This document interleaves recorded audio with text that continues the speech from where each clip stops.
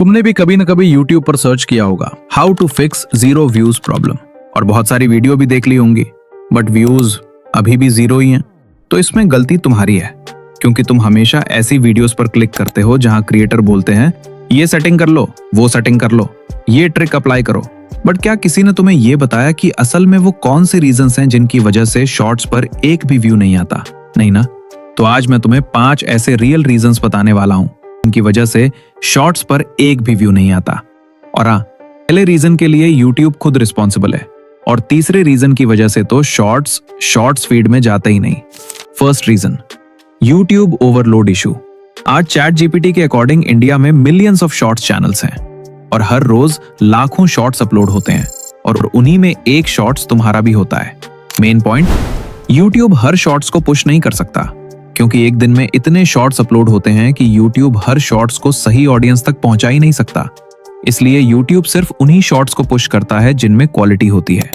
और मैंने कहा था कि इस रीजन का रिस्पॉन्सिबल YouTube खुद है, तो सॉल्यूशन भी वही देगा। YouTube 2 से 3 दिन बाद शॉर्ट्स को खुद पुश करना स्टार्ट कर देता है, लेकिन YouTube भी सिर्फ उन्हीं शॉर्ट्स को 2 से 3 दिन बाद पुश करता है जिनमें ये इंपॉर्टेंट क्वालिटी होती है, जो तुम्हें आगे वीडियो में पता चलेगी। इसलिए वीडियो को कहीं भी स्किप मत करना, नहीं तो तुम कुछ इंपॉर्टेंट मिस कर दोगे। Second reason, wrong content signal. बहुत से क्रिएटर्स की सबसे बड़ी मिस्टेक ये होती है कि उनके शॉर्ट्स YouTube को क्लियर सिग्नल देते ही नहीं, जिससे YouTube को समझ ही नहीं आता कि ये शॉर्ट्स किस ऑडियंस को दिखाना है। ये प्रॉब्लम तब होती है जब वीडियो का टॉपिक क्लियर नहीं होता, हैशटैग्स गलत कैटेगरी में होते, मैसेज कंफ्यूज्ड होता है कि ये शॉर्ट्स किसे दिखाना है, और जब एल्गोरिदम कंफ्यूज हो जाता है तो वो तुम्हारे शॉर्ट्स किसी को दिखाता ही नहीं, क्योंकि तुम्हारे शॉर्ट्स किसी भी कैटेगरी में फिट बैठते ही नहीं। Third reason, wrong aspect ratio.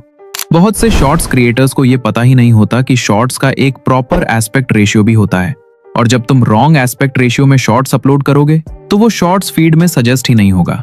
YouTube सिर्फ 9 to 16 वर्टिकल फॉर्मेट वाले शॉर्ट्स को ही शॉर्ट्स फीड में रेकमेंड करता है, लेकिन तुमने दूसरे फॉर्मेट में वीडियो अपलोड कर दिया तो वीडियो अपलोड भी हो जाएगी, चैनल पर भी दिखेगी, बट शॉर्ट्स फीड में नहीं जाएगी, और सबसे ज्यादा व्यूज शॉर्ट्स फीड से ही आते हैं, तो इसमें तुम्हारा ही नुकसान है। सॉल्यूशन, शॉर्ट्स को हमेशा 9 से 16 वर्टिकल फॉर्मेट में ही एक्सपोर्ट करो। फोर्थ रीजन, लो ट्रस्ट अकाउंट। अब देखो, YouTube ने ऐसा कोई ऑफिशियल रूल तो नहीं लिखा कि इनएक्टिव जीमेल वाले चैनल्स को व्यूज नहीं मिलेंगे, लेकिन क्रिएटर्स ने ऑब्जर्व किया है कि जब चैनल अकाउंट बिल्कुल नया होता है और उस पर कोई watch history, search history, engagement या एक्टिविटी ही नहीं होती, तो YouTube उस चैनल को लो ट्रस्ट अकाउंट समझता है। इसका मतलब शॉर्ट्स अपलोड तो हो जाते हैं, लेकिन इनिशियल बूस्ट बहुत कम मिलता है।